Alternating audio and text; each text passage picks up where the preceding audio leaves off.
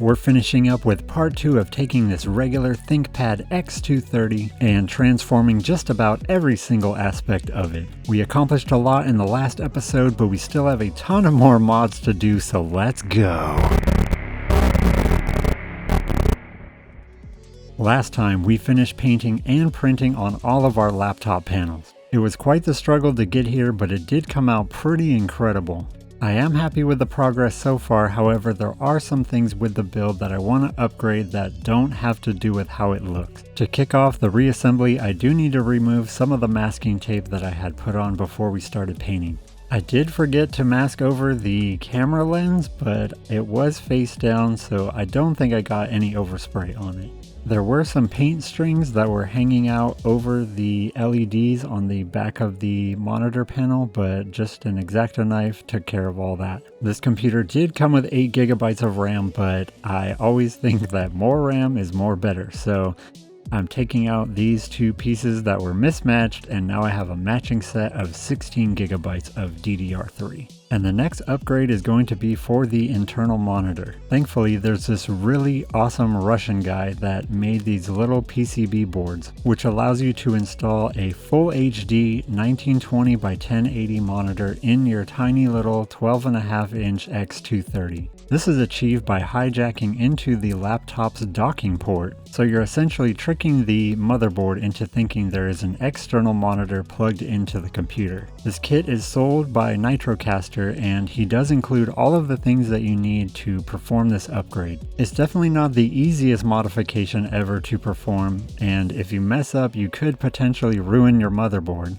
But the instructions on his website are very good with pictures and easy to follow. The first step is just getting access to the pins on the motherboard. After that, you're just going to tap into the third pin on the right of the docking pin. Then you take that pin and slide it between the slot on the PCB daughter board. Then carefully position the small PCB on top of the motherboard. You want to triple check to make sure this is positioned correctly before laying down your solder. These pins are very close together, and once again I'm using an iron tip that is way too large for the job, but I was careful to isolate the pins correctly. What you're doing is giving it enough solder so that it goes down to the bottom layer and makes a solid contact with the motherboard below. You need enough solder so that it flows down the through holes and connects the two boards together. Now there's one more pin in the upper left that we also need to attach to the daughter board. The pins are very small, but it's not too bad, and this was an easier job than attaching the whole board, as you can see here. And I really hope I did this right, because to get to this part on the motherboard, you basically have to disassemble the entire computer. So troubleshooting this will not be super easy, but let's just hope we did it right the first time. Now that we have performed that part of the operation, it's time to install the new monitor panel. He does have a list of panels that he knows are working with this modification, so I just chose the best one on that list. Others may or may not work, but I didn't want to do any experimentation at this time, so I just went with one that he recommended. You do have to modify the top panel to allow clearance for the new monitor. All of the things you need to do are also included in those instructions. I probably should have just Dremeled this, but I didn't want a bunch of tiny microscopic dust particles where the monitor was going to be mounted. So I just crudely hacked and slashed my way to get to this part where everything would clear. Also in need of modification is to the surrounding bezel that covers the top of the monitor. But this is very easy to do because it's just two little nubs that you need to snip off with your flush cutters. You're going to want to watch your eyeballs because these things fly off like bullets. I don't know what material this top panel is made out of, but it is like infused with some sort of metallic. All I can say is that it is extremely tough. Now I'm just hooking up the panel with the included connector and just placing the monitor in the top panel again, and there are a few more things that I need to trim off of this keyboard tray. It's just a small little section that will allow clearance mostly for the cables, the extra cables that are going to be coming from and through this area. And don't forget to peel off the protective film before putting on your bezel. The instructions called for actually clipping a portion of the panel off, I figured I could get away with not performing this modification, but there's a reason why they tell you to do it, because otherwise it will not clear the hinges. It is a weird sensation to take clippers to your brand new $120 panel, but it has to be done, so I just clipped them off, and it was actually pretty easy. And with that final mod to this part of the upgrade, we can start moving on to reassembling this beast.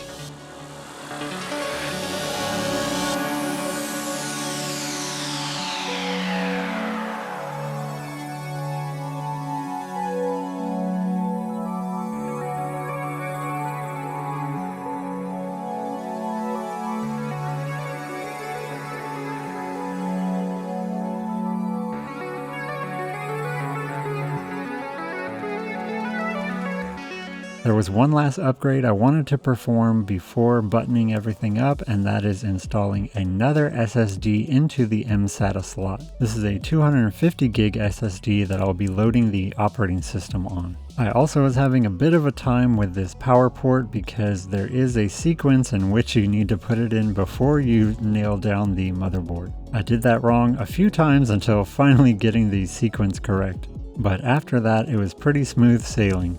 Using the MSATA slot will allow you to have two different hard drives in this tiny computer. On top of the 250 gig boot drive, I'm also going to be installing a 500 gig SSD for storage.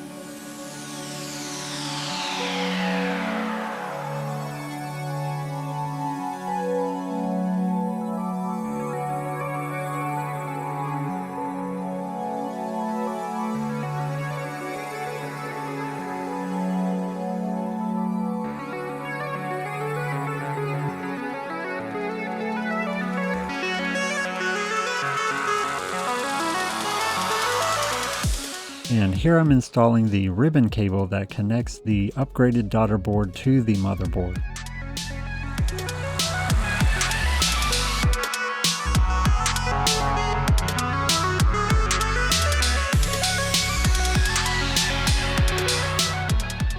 Okay, one more upgrade, and that is an older X220 keyboard. I probably should have gone with a Japanese layout to go with the overall theme of the build, but JIS layouts are too strange for me to get used to, and this Korean one was $3 off. In my opinion, the older ThinkPad keyboards feel so much better than the newer ones. This modification is actually pretty easy to perform, but I was having some troubles. Some people said you have to block off this pin to get it to work. Other people said just plug it in and that pin will burn out on its own. You also have to modify some of the tabs to get it to fit into the keyboard tray. This tab is not present on the X230 keyboard, and the other tabs need to be trimmed down because they are not raised like they are on the X220. You can see they are much flatter on the newer keyboard.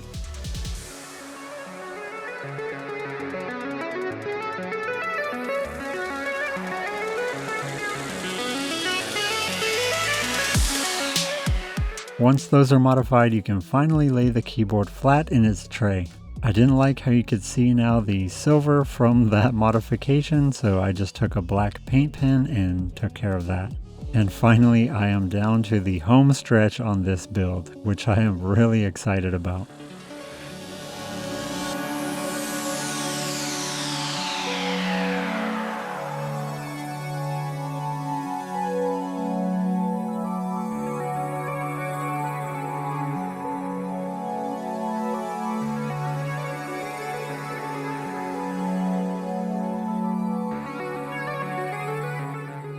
It is looking really cool. I'm just hoping that this thing works because I changed a ton of parts and added a lot of upgrades, and I'm really hoping that this works when I turn it on.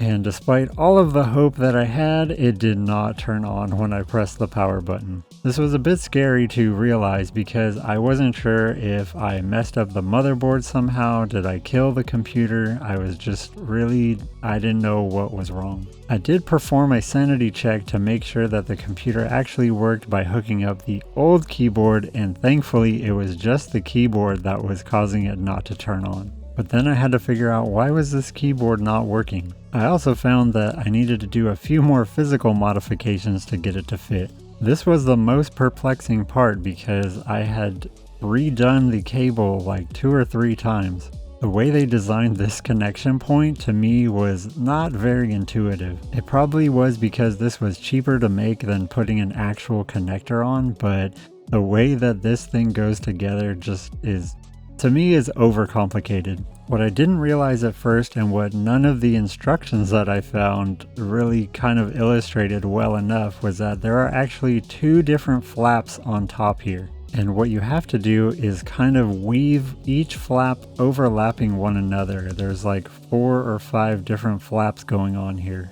And these flaps are also transparent, which makes them harder to discern one from the other. I ended up going through every single combination of doing it wrong until I finally got the correct orientation. Which of course, after you realize and know how to do it, it seems really intuitive and easy. You just alternatingly stack them together so that the pins touch the metal parts and then the insulating flaps protect them from touching the other metal parts.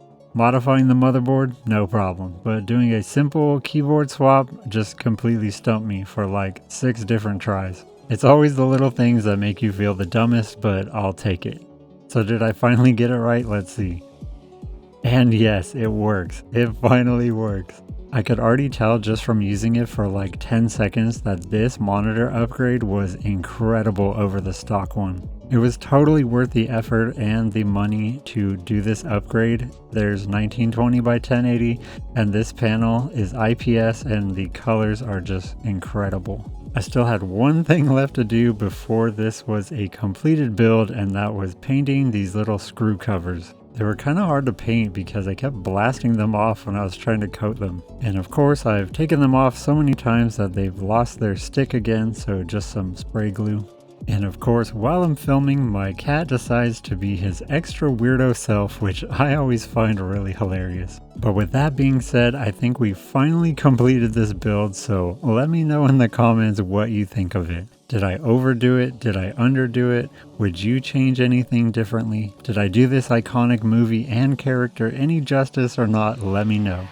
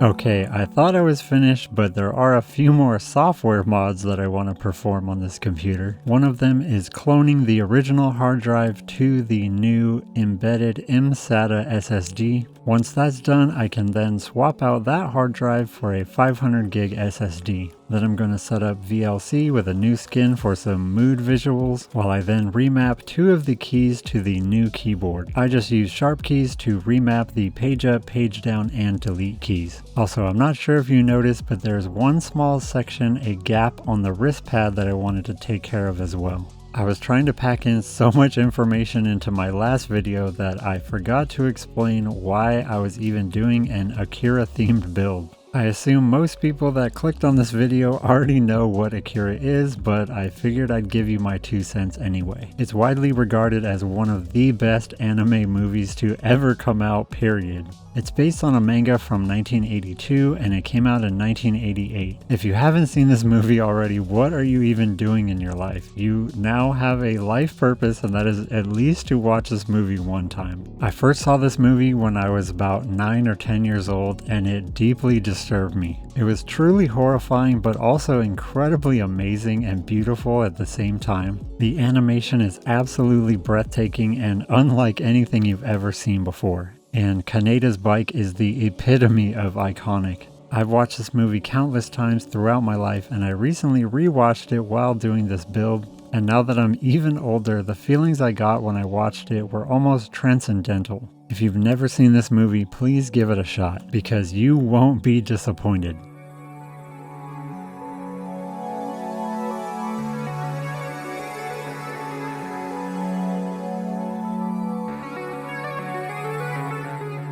I also realized I put this cover on backwards, so I had to fix that. And there you have it, the AKIRA X230 ThinkPad build is finally complete. I want to thank you guys so much for watching all the way to the end, I really appreciate it. I'm going to hopefully convert you all to start using your Windows taskbar in a whole new way.